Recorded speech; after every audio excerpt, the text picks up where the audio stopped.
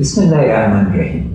ګرانو خویندو او ورونو، ګلالیو ماشومانو او ښځلمیانو، په دې هېواد کې دننه او بهر کې ټول افغانانو سلامونه، نیکې هیلې او احترامات مې درته وړاندې کوم. کال نوی کېږي او موږ غمونه ته د پایلې لاره لا نه ده برابره سوې.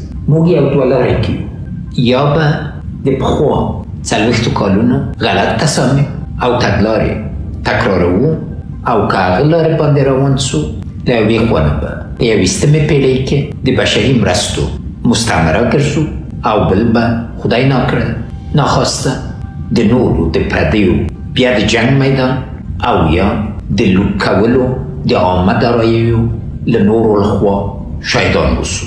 بله لاره سته، هغه د اسلام د مبین دین، د ملي وحدت، د تلپاتې سولې، د اقتصادي خوځښت، د مشروعیت چې ملي مشروعیت، منطقوي مشروعیت او بینالمللي مشروعیت پکې تګلاره ده. نو ضروره ده چې موږ یو ملي بحث خپل منځ کې پیل کو او نتیجې ته ورسیږو. که یو بل ونه منو او افغانستان د ټولو کور ونه ګڼو او هر افغان ته د دې حق ورنکو چې خپل افغانیت، خپل غرور، خپل اسلامیت او خپله ژمنه ثابته کړي، فرصت به هم له لاسه ورکړي.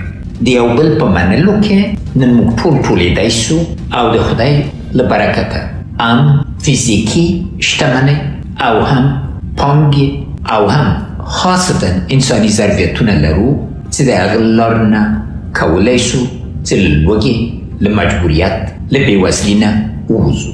یو ملي بحث اجنډا غواړي.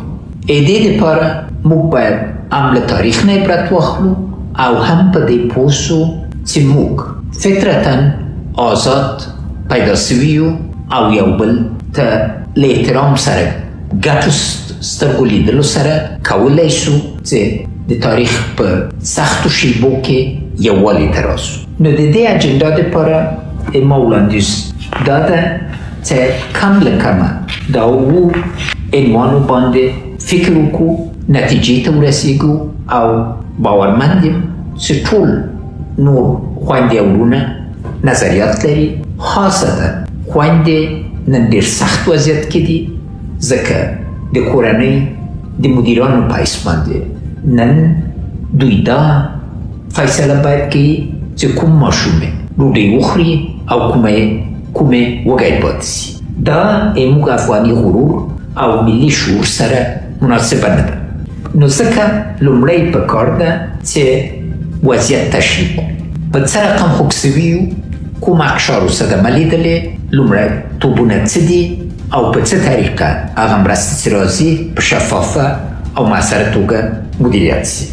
دوم، موږ باید په دې ډاډه اوسو چې اوس چې اروپا کې اور بل سوی، لومړیتوبونه د نړۍ به هلته تمرکز لري او موږ باید خپل راتلونکي ډوډۍ، امکانات، ژوند خپله برابر کړو.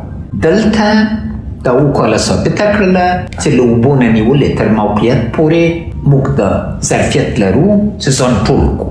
ستونزه په امنیت کې وه، د امنیت په موجودیت کې موږ زر خوځښت راوړی سو، اما ضرور ده چې هغه ټولې طرحې چې موجودې دي او نوي فکرونه چې سته د اوسني وضعیت په لیدلو سره ورباندې بیا غور وسي او زر حرکت راسي. میلیونها انسانانو ته انشاءالله تعالی به کار پیدا سي، په شرط چې د اطمینان او اعتماد فضا جوړه سي. پانګوال باید په دې پوه سي چې برته ژوند، مال، فکر، عقل، دینه محفوظ ده او خوندي دي او موږ بشري ظرفیت نه باید په دې توګه ګټه پورته سي چې کالي چې ګنډو د ځان قد و اندام دپاره یې جوړوو، نه دا چې باندنۍ طرحې او فکر ته قایلېږو. موږ کولی شو چې په خپل ظرفیت باندې خپل امکانات، مثال په توګه موږ صادرات چې 2 میلیاردو ته رسېدلي وو، انشاءالله تعالی په څو کالو کې څو چنده کېدی سي او دا خوځښت پکار ده چې ټول ته ګټه ورسوي. یو بل منل، لکه چې پښتو متل ده چې که ته وایې چې ته یې او زه وایم چې زه یم، نه به ته یې نه به زه یم. او که زه وایم چې ته یې او ته وایې چې زه یم هم به ته یې هم به زه یم. دا دې فلسفې باندې په دې تېرو کالو کې عملونه کوي. یوه باعزته سوله د ټول ولس سوله ده. ټول ولسونه د افغانستان، ټول اقشار د افغانستان باید پکې برخه واخلي. تلپایه سوله نن موږ ضرورت. جګړه درېدلې، سوله نه ده راغلې او د جګړې اور بر کول آسانه کار ده او خدای ناکده که شروع سوه بې له طرحې نه بیا هغه باندې هغه اور باندې اوبه اچول سخت کار ده. نو ضروره ده او دلته خاصه ده، ضروره ده چې ما ترکیز او د ولس ترکیز په دې کې ده چې ولسونه کې سوله راسي، ټول یو بل ومنو، نه دا چې څو محدود اشخاصو ته د افغانستان واک ورکو او هغوی خدای جل شانو د افغانستان چیښتن ده او بیا ولس د افغانستان چیښتن. دلته خاصه ده ټول هغه افغانان چې یو بل سره جنګېدلي دي په 40 کالو کې یا په 20 کالو کې یا 7 کالو کې هر دوره یې چې نیسي باید یو بل ومني. نن باید د هر افغان ځوان عزت، ناموس او مال او فکر چې اسلامي اصول دي او ټول لو احکامو کې ټولو امامانو منځ کې ورباندې اجماع شته خوندي سي او دا ضرور ده. په دې سولې باندې به موږ انشاءالله تعالی نتیجې ته ورسېږو. ملي مشروعیت اساس او ملي مشروعیت د زړونو د یو کولو او د فکرونو د یووالي او اتحاد او اتفاق نه راځي. ولس باید خپل راتلونکی نظام د یو واضح بحث او اجماع له لارې نه جوړه کړي، ځکه اجماع ملي اجماع په واقعي توګه پکار ده چې افغانستان کې داسې یو نظام راسي چې تلپاتې وي. موږ ټول د خدای دربار ته ځو، اما افغانستان تلپاتې باید اوسي او دلته یې ملي مسؤلیت ده چې دې باندې نتیجې ته ورسېږو او دا ټوله کړو.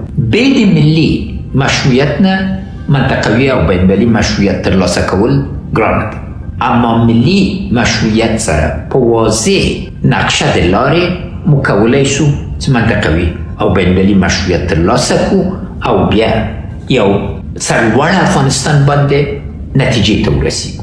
او د دې لپاره اومه خبره مې دا ده چې نړۍ بدله سوې، ګاونډیو او منطقې سره همغږي او مشترک لوی اقتصادي پروژې عملي کول د راتلونکي لاره ده. د سیاسي له نظر نه دا ضروره ده، لازمي ده چې موږ د افغانستان تلپاتې بېطرفي ترلاسه کړو او په دې اساس باندې د څو راتلونکو نسلونو فشار، زور او استعداد د افغانستان د هوسایۍ دپاره او آبادۍ دپاره په کار واچوو. جمعي عقل او ملي اراده د حل لاره ده. جمعي عقل ضرور ده، ځکه بیا د دې موضوع به نه وي چې دا لومړیتوبونه نه دي یا په طریقه د حل باندې نتیجې ته نه رسېږو. هره افغانۍ چې موږ خپله ګټو 10 چنده ارزښت یې له یو صدقې نه یا له مرستې نه ډېرتره ده. نو لازمه ده چې په دې برخه کې ملي اراده ټینګه سي او موږ ملا دې ته وتړو چې افغانستان اوسا کوو، آبادوو یې، تلپاتې ثبات ته انشاءالله تعالی یې رسوو. حتما تاسو ټول نور نظریات بلرئ، اما دا یو ابتدایي نظر و. زه همیشه په دې ویاړ کوم چې تاسو خدمتګار یم او شپه ورځ فکر مې په دې کې ده چې څنګه خوځښت راوړو، مثبت ګامونه واخلو او باورمند یم چې دا نسلونه به دا کار ترسره کړي. زنده باد افغانستان، تل دې وي افغانستان، یشسن افغانستان.